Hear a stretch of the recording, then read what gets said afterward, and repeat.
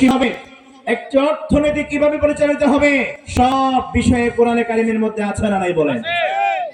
সব সমস্যার সমাধান দিতে পারে। এজন্য আমার প্রিয় ভাইরা, আল্লাহ রাব্বুল আলামিন বলেন, ওয়ানাজ্জালনা আলাইকাল কিতাবা তিবয়ানান লিকুল্লি শাই ওয়া হুদান ওয়া রাহমাতান ওয়া বুশরা লিল মুসলিমিন। হে রাসূল, আমি আপনার উপরে এই কিতাব নাযিল করেছি তিবয়ানান লিকুল্লি শাই, প্রত্যেকটি বিষয় আমি খুলে খুলে স্পষ্ট করে বর্ণনা করে দিয়েছি। এটা মানুষকে সঠিক পথ দেখাবে, মানুষের জন্য রহমত হিসেবে আমি নাজিল করেছি, এবং মুসলিমদেরকে জান্নাতের সুসংবাদ দেওয়ার জন্য আমি আল্লাহ কোরআন নাজিল করে দিয়েছি। বলেন না সুবহানাল্লাহ। এখন আমরা শুধু কোরআনকে কিভাবে নিয়েছি? আমাদের কেউ মারা গেলে মসজিদ থেকে ইমাম সাহেবকে ধরে নিয়ে আসবো, হুজুর আমার বাবা মারা গেছে, খতম পড়াতে হবে। মাদ্রাসার হুজুরদেরকে নিয়ে আসবো, এতিমখানা ছাত্রদেরকে নিয়ে আসবো, আমার বাবার জন্য খতম পড়ে দোয়া করতে হবে। আচ্ছা, আপনাদেরকে বলি, কোরআন ধরলে সওয়াব আছে, প্রত্যেকটি হরফের মধ্যে 10টা করে নেকি আছে। বলেন তো, কোরআন কি শুধু কোরআন খতম করার জন্য এসেছে? কোরআন শুধু খতম করার জন্য এসেছে? কোরআন এসেছে সমাজের প্রত্যেকটি চুরি, ডাকাতি, দুর্নীতি, অন্যায়, অবিচার সবকিছুকে চিরতরে উৎখাত করে এই জমিনের মধ্যে আল্লাহর বিধানকে প্রতিষ্ঠা করার জন্য কোরআন নাযিল হয়েছে। ঠিক কিনা বলেন? এখন আমাদের অনেকে বলে, হুজুর কথা বলেন আসমানের উপরে আর জমিনের নিচে। আরে ভাই, কোরআন তো আসমানের উপরে ফেরেশতাদের জন্য আসে নাই, জমিনের নিচে মুর্দাদের জন্য আসে নাই। কোরআন এসেছে পৃথিবীর মানুষের ভাগ্যের পরিবর্তন করার জন্য, অর্থনীতিকে সুদমুক্ত করে যাওয়ার জন্য, একটি দেশে ইনসাফ ভিত্তিক সব লোকের শাসন কায়েম করার জন্য এই কোরআন আল্লাহ তাআলা বিশ্ববাসীর জন্য পাঠিয়েছেন। ঠিক কিনা বলেন? কোরআন শুধু কেউ অসুস্থ হলে যাই ঝাড়ফুঁক করবেন সেটাও সওয়াব আছে, অবশ্যই আছে, আমি এটা ছোট করে দেখছি না। বাট কোরআনের যে উদ্দেশ্যে কোরআন এসেছে, কোরআন সেই শুরুতেই চ্যালেঞ্জ ছুড়ে দিয়ে বলছেন, যালিকাল কিতাবু লা রাইবা ফীহি হুদাল লিল মুত্তাকিন। This is the book about which there is no doubt, a guidance for conscious of Allah subhanahu wa ta'ala. এটি এমন একটি কিতাব যে কিতাবের বিশাল ভলিউম 114 সূরার মধ্যে একটা আয়াতের মধ্যে, একটা হরফের মধ্যে, নুক্তার মধ্যেও কোনো পরিবর্তন নেই, কোনো সন্দেহ না। কেউ যদি কোরআন নিয়ে সন্দেহ করে ঈমান থাকবে না, একটা আয়াত যদি কেউ অস্বীকার করে ঈমান থাকবে না। চুরি করলে চোরের শাস্তি, এই আয়াত যদি কেউ অস্বীকার করে ঈমান থাকবে? আপনার সুবিধা মতো কিছু মানলেন, আপনার আবার অসুবিধা হয়, সেটা আপনি অস্বীকার করলেন, এরকম করার কোনো সুযোগ নেই। পরিপূর্ণভাবে মানতে হবে। Complete code of life. Islam is not only religion but also complete, balanced, comprehensive code of life হিসেবে পাঠিয়েছেন কে? আল্লাহ। এটা আমার কথা নয়। আল্লাহ রাব্বুল আলামিন বলেন, ইন্নাদ-দীনা ইনদাল্লাহিল ইসলাম। আল্লাহ তাআলা নিকট একমাত্র, কেবলমাত্র মনোনীত জীবন বিধান হলো ইসলাম। ইসলাম সবকিছু ঠিক করে দিবে। আপনার অর্থনীতি কিভাবে চলবে, রাষ্ট্রনীতি কিভাবে চলবে, সমাজনীতি কিভাবে চলবে, মানুষের তৈরি করা কোন মতবাদ দিয়ে এই পৃথিবীর মধ্যে শান্তি ফেরানো সম্ভব নয়। আমরা যতই কিছু করি, সংবিধানকে যতই পরিবর্তন করি না কেন, যতক্ষণ পর্যন্ত কোরআনের দিকে আমরা ফিরে না আসবো, ততক্ষণ পর্যন্ত এই অশান্ত পৃথিবীতে শান্ত করার সুযোগ সম্ভব নয়। এটি আল্লাহ তাআলা কোরআনের মধ্যে ইরশাদ করেছেন, ইয়া আইয়ুহাল্লাযীনা আমানু দুখুলু ফিস-সিলমি কাফা ওয়া লা তাত্তাবি'উ খুতুওয়াতিশ শাইতান। আইয়ানি ইয়া আইয়ুহাল্লাযীনা সাদ্দাকুল্লাহ ওয়া রাসূলাহু, যারা আল্লাহর উপর ঈমান এনেছো, আল্লাহর উপরে সত্যায়ন করেছো, রাসূলকে সত্যায়ন করেছো, রাসূলের উপর ঈমান এনেছো, উদখুলু অর্ডার করেছেন, নির্বাহী নির্দেশ আল্লাহ তাআলা দিয়েছেন, ফিস-সিলমি কাফা, পরিপূর্ণভাবে ইসলামের মধ্যে প্রবেশ করো। আংশিক ইসলাম মানলেন আর কিছু অস্বীকার করলেন, কিছু মানলেন আর কিছু ছাড়লেন, এরকম করার কোনো সুযোগ নেই। আল্লাহ বলছেন ফিস-সিলমি কাফা, পরিপূর্ণভাবে মানতে হবে। এই ঘোষণাকার আল্লাহ, কিন্তু আমরা সেই ঘোষণা মানি না। মসজিদে সব কিছু ঠিক আছে, আল্লাহু আকবার মসজিদে মানি, কিন্তু সমাজে আল্লাহু আকবার মানি না। অর্থনীতিতে আল্লাহু আকবার মানি না, সমাজনীতিতে রাষ্ট্রনীতিতে সে আল্লাহু আকবারের তাকবীর আমরা মানি না। তো সমাজ পরিবর্তন হবে কিভাবে? এদেশে দুর্নীতি বন্ধ করার জন্য দুর্নীতি দমন কমিশন আছে, এখন পর্যন্ত দুর্নীতি বন্ধ করতে পারে নাই। যে ডাইনি পালিয়ে গিয়েছে, আমি আমার মসজিদে কয়েকবার বলেছি, তিনি বলেছে তার পিয়ন 400 কোটি টাকার, তার মুখের কথা। 400 কোটি টাকা যদি একটা পিয়ন মালিক হয়, আমাদের প্রশ্ন হচ্ছে এদেশের এমপি, মন্ত্রী, ডিসি, এসপি এরা রাষ্ট্রের কি পরিমাণ অর্থ লুণ্ঠন করেছে, সব কিছুর হিসাব কড়াই গন্ডাই জমিনবাসীকে দিতে হবে, ঠিক কিনা বলেন? এদেশের মানুষের কাছে দিতে হবে। আমার প্রিয় ভাই, আমরা আর কোন চোর, ডাকাত, দুর্নীতিবাজ এরকম কোন মানুষকে আমরা রাষ্ট্র ক্ষমতায় চাই না। এমন মানুষকে আমাদের এমপি বানাতে হবে, মন্ত্রী বানাতে হবে, যারা সমাজের ভাগ্যের পরিবর্তন করবে, যারা সমাজের মানুষের উপকার করবে। আমাদের উপকারের নাম দিয়ে কেউ যদি আর দেশের চুরি, ডাকাতি, লুটতরাজ করতে চায়, ওই হাত ভেঙে চুরমার করে দেওয়া হবে, ঠিক কিনা বলেন? আমরা আর কোন দুর্নীতিবাজকে আমরা আমাদের ক্ষমতায় চাই না। আমার প্রিয় ভাইরা, দেশের মানুষ এখন সতর্ক হয়েছে। সুতরাং ইসলামকে পরিপূর্ণ জীবন বিধান হিসেবে মানতে হলে আমাদেরকে কোরআন অনুযায়ী জীবন যাপন করতে হবে। আপনি কিছু অংশ মানলেন, কিছু অংশ অস্বীকার করলেন। আল্লাহ তাআলা বলছেন, মাইয়াবতাগি গায়রাল ইসলামি দীনান ফালাই ইউকবালা মিন।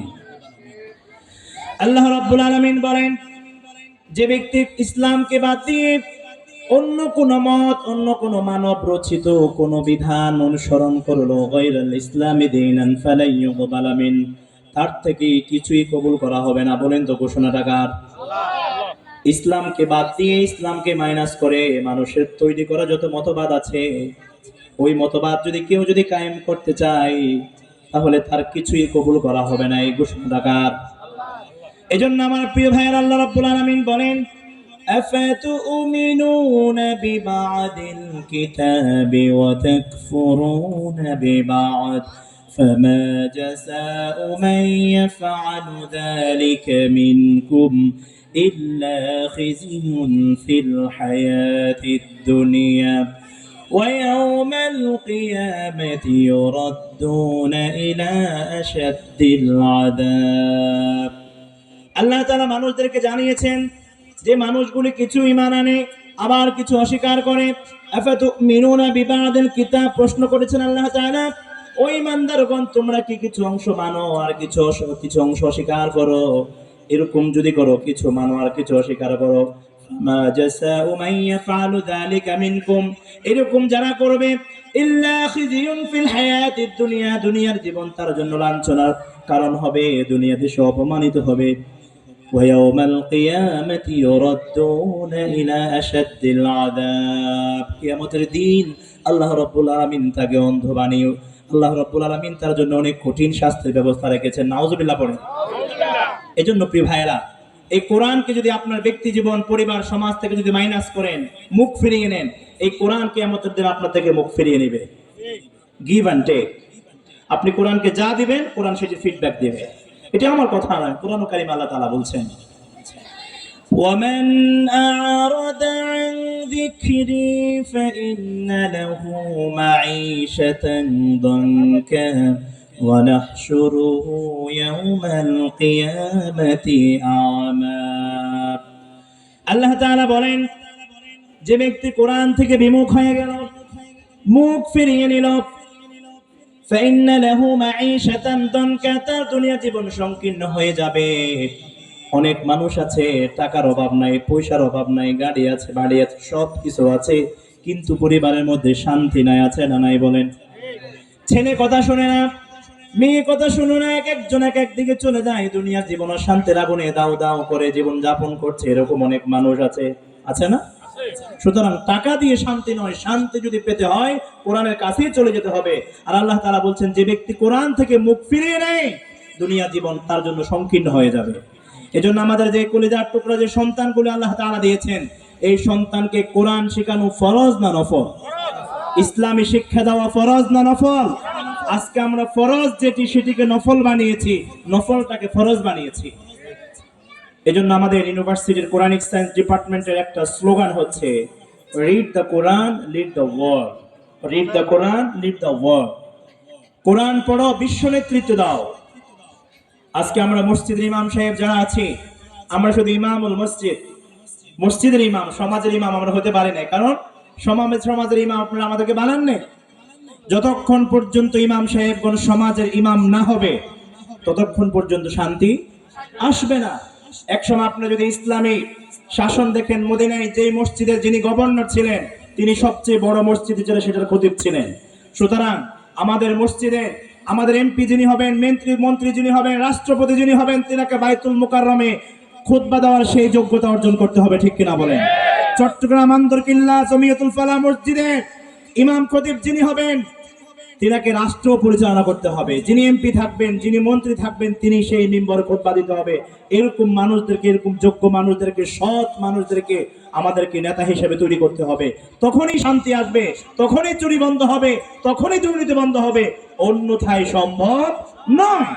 সেজন্য আমি আমার মসজিদে জুমাতে বলেছি গত পরশু দিনে, যে ইয়াহুদীদের যে মাস্টার পরিকল্পনা, আপনারা জানেন যে ইসকন যে ইন্টারন্যাশনাল যে সংস্থা, ওরা অনেক সুদূর প্রসারী পরিকল্পনা নিয়ে দেশে এসছে। কারণ ইহুদি এবং খ্রিস্টানদের পরিকল্পনাগুলো হলো 100 বছর 200 বছরের প্ল্যানিং করা, যেটি আমাদের কোনো প্ল্যানিং নেই। সুতরাং আমাদের যে ছোট্ট বাচ্চাগুলো আছে, এই বাচ্চাগুলোকে সেভাবে ইহুদি এবং খ্রিস্টানদের প্রত্যেকটি চিন্তা চেতনা জবাব দিতে হলে আমাদের সন্তানগুলিকে যুগ উপযোগী হিসেবে কোরআন এবং হাদিসের জ্ঞান তাদেরকে দিয়ে, তাদেরকে প্রযুক্তি বিষয়ে ইন্টারন্যাশনাল যে নলেজ আছে সেই বিষয়ে তাদেরকে জ্ঞান দেওয়া দরকার আছে না নাই বলেন? আমার যে কলেজার টুকরা সন্তান বুয়েটে পড়ে, ঢাকা ইউনিভার্সিটিতে পড়ে, আমার যে সন্তান সিইউতে পড়ে, সুয়েটে পড়ে, তাকে ইসলামিক হতে হবে, তাকে প্র্যাকটিসুল মুসলিম হতে হবে। তাহলে সে ইসলামকে সে প্যাট্রোনাইজ করবে, সে ইসলামের অ্যাম্বাসেডর হিসেবে কাজ করতে পারবে। অন্যথায় আমার যে কলেজার টুকরা সন্তানকে আমি বড় করছি, ইউনিভার্সিটিতে পড়াচ্ছি, সে যদি ইসলাম না বুঝে, তাহলে সে এক সময় বলবে দেয়ার ইজ নো গড, যে আল্লাহ বলতে কিছু নাই। প্রিয় ভাইয়েরা, যে কলিজার টুকরা বাবা, যেই বাবা তার সন্তানকে এত সুন্দর করে লালন করলেন, এত সুন্দর করে বেড়ে উঠালেন, এই সন্তানকে যদি কোরআন না শিখান, দিন না শিখান, ইসলাম না শিখান, এই সন্তান যদি দিন না বুঝে, তাহলে কিয়ামতের দিন এই সন্তান বাবার বিপক্ষে মামলা করবে। এটা আমার কথা নয়, কোরআনুল কারীমের মধ্যে আল্লাহ তাআলা ইরশাদ করেছেন। আমার প্রিয় ভাইয়েরা, যে কলিজার টুকরা সন্তানকে আপনি দিন শিখালেন না, ইসলাম শিখালেন না, এই কোরআন, এই সন্তান কিয়ামতের দিন আল্লাহ রাব্বুল আলামিনের কাছে মামলা করে বলবে, ওয়াকালু রাব্বানা ইন্না আতা'না সাদাতানা ওয়া কুবারানা ফাআদাল্লুনা আস-সাবিলা। আমার প্রিয় ভাইয়েরা, সেই দিন কিছু মানুষ বলবে, ও আমাদের রব, ইন্না আতা'না সাদাতানা, আমরা আমাদের নেতৃত্ব স্থানীয় যারা ছিল, যারা আমাদের নেতা যারা ছিল, ওয়া কুবারানা, আমাদের মুরব্বী যারা ছিল, বড়রা যারা ছিল, বাবা মা দাদা দাদি, পরিবারের অভিভাবক যারা আছে, যারা সন্তানকে লালন পালন করে, সন্তানকে গাইড করে, এমন নেতৃত্ব স্থানীয় লোকজন যদি ওই লোকদেরকে যদি দ্বীনের পথে নিয়ে না আসে, তাদের বিরুদ্ধে তারা মামলা করবে। তারা বলবে, আল্লাহ, ইন্না আতা'না সাদাতানা, আমরা আমাদের বাবা মার কথা শুনেছিলাম, বাবা কলেজে ভর্তি করেছে, ভর্তি হয়েছি, স্কুলে ভর্তি করেছে, ভর্তি হয়েছি, ইউনিভার্সিটিতে ভর্তি করেছে, ভর্তি হয়েছি, আমাদেরকে যা শিখিয়েছে তা শিখিয়েছি, কিন্তু কোরআন তো শিখাই নাই, নামাজ শিখাই নাই, দিন শিখাই নাই। আল্লাহ এরপরে আরো বলবে, আল্লাহ, কিছু নেতাদের আমরা অনুসরণ করেছিলাম, এটি আমার কথা না, কোরআনে আছে, সূরা আহজাবের মধ্যে আছে না নাই বলেন? আমার প্রিয় ভাইয়েরা, সেই দিন সন্তানগণ আফসোস করে বলবে, ও আমাদের রব, আমাদের বাবা মা আমাদেরকে কোরআন শিখায় নাই, সমাজের মধ্যে এমন কিছু নেতার আনুগত্য করেছিলাম, তারাও আমাদেরকে সঠিক কথা বলে নাই, নামাজের কথা বলে নাই, দ্বীনের কথা বলে নাই, ইসলামের কথা বলে নাই, ফাআদাল্লুনা আস-সাবিলা। আল্লাহ, এরা আমাদেরকে গোমরাহ করেছে, এরা আমাদেরকে পথভ্রষ্ট করেছে। আল্লাহ, এরা আমাদেরকে দ্বীনের থেকে বিচ্যুতি করে আমাদেরকে জাহান্নামের দিকে নিয়ে এসেছে। তো আপনার যে কলিজার টুকরা সন্তানকে আপনি এত কষ্ট করে মাথার ঘাম পায়ে ফেলে একেবারে প্লে থেকে শুরু করে স্কুল, কলেজ, ইউনিভার্সিটি, পিএইচডি পর্যন্ত একজন বাবার সন্তানের জন্য পরিশ্রম কম না বেশি? শহর কেন্দ্রিক তো অনেক বেশি, একেবারে প্লে থেকে শুরু করে বাবা হাত দিয়ে নিয়ে যেতে হয়, মা হাত দিয়ে নিয়ে যেতে হয়। এমনকি পরীক্ষা আসলে আমরা প্রায় সময় দেখি বাবা মারা সন্তানকে খাবারটাও নিজের হাতে তুলে খাওয়াই দেয়, কারণ যাতে সময়টা যাতে নষ্ট না হয়। তো এই যে এত কষ্টের সন্তান যখন কিয়ামতের দিন বাবা মার বিরুদ্ধে দাঁড়াবে, আপনার একজন শত্রু সে যদি আপনার সাথে শত্রুতামি করে, আপনি চিন্তা করলেন যা এ লোকটা আমার শত্রু, আমার পিছনেই আছে, আপনার তো কষ্ট হবে না। কিন্তু আপনার কাছের একজন লোক যদি আপনাকে কষ্ট দেয়, ভালো লাগবে না খারাপ লাগবে? আপনার একজন কাছের মানুষ যদি আপনাকে কষ্ট দেয়, খারাপ লাগবে না? এজন্য আমার প্রিয় ভাইয়েরা, সেই দিন আপনার কলিজার টুকরা যে সন্তানকে আপনি দ্বীন শিখান নাই, ইসলাম শিখান নাই, কোরআন থেকে দূরে সরে রেখেছিলেন, এই সন্তান বলবে রব্বুল আলামিন আজকে তো আমরা গুমরা হয়েছি, জাহান্নামে যারা অন্তর্ভুক্ত হয়েছে, রব্বুল আলামিন আমাদেরকে শাস্তি দেওয়ার আগে আমাদের এই বাবা মাকে, নেতা নেত্রীদেরকে আল্লাহ তুমি আমাদের চেয়েও দ্বিগুণ শাস্তি তুমি বৃদ্ধি করে দাও। বলেন না নাউযুবিল্লাহ? এটা কোরআনে আছে না নাই?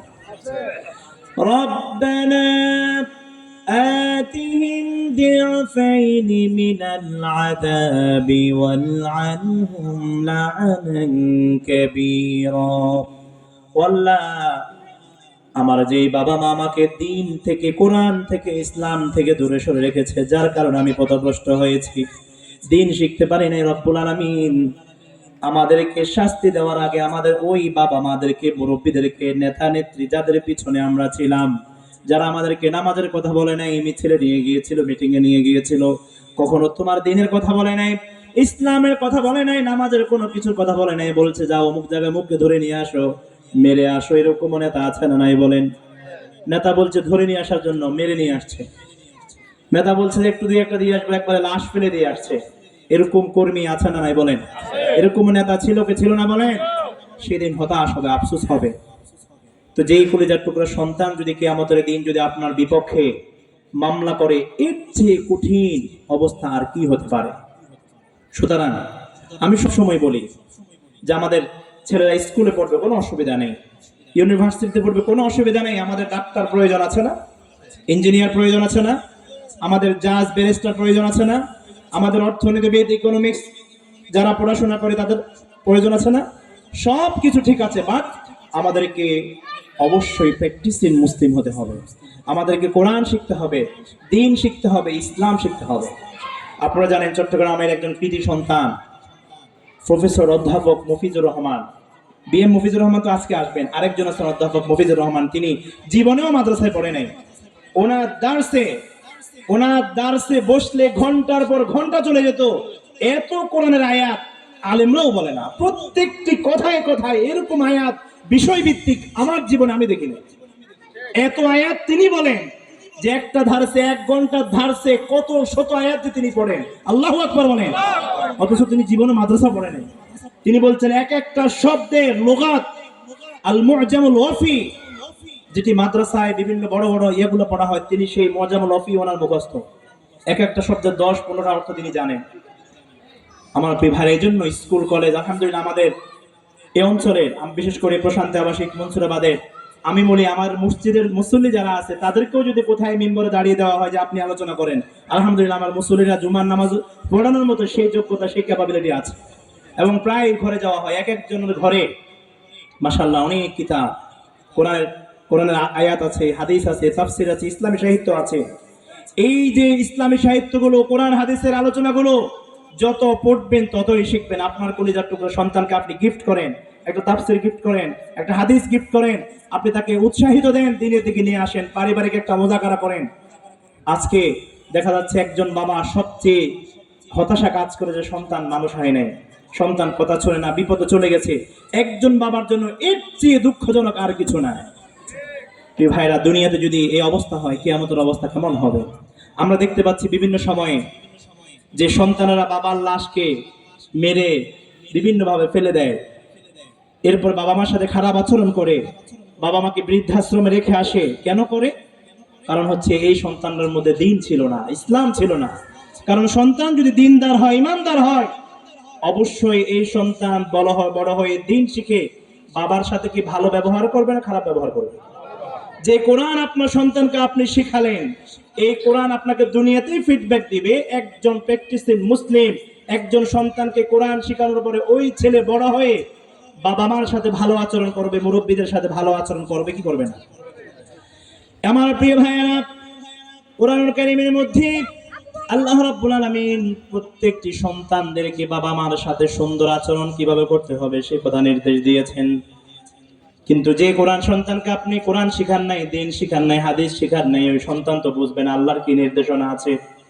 রব্বুল আলামিন সূরা বানী ইসরাঈলের মধ্যে বলেছেন, ওয়া ক্বাদা রাব্বুকা আল্লা তা'বুদু ইল্লা ইয়্যাহু ওয়া বিল ওয়ালিদাইনি ইহসানা ইম্মা ইয়াবলুগান্না ইনদাকাল কিবারা أحدهما أو كلاهما فلا تقل لهما أف ولا تنهرهما।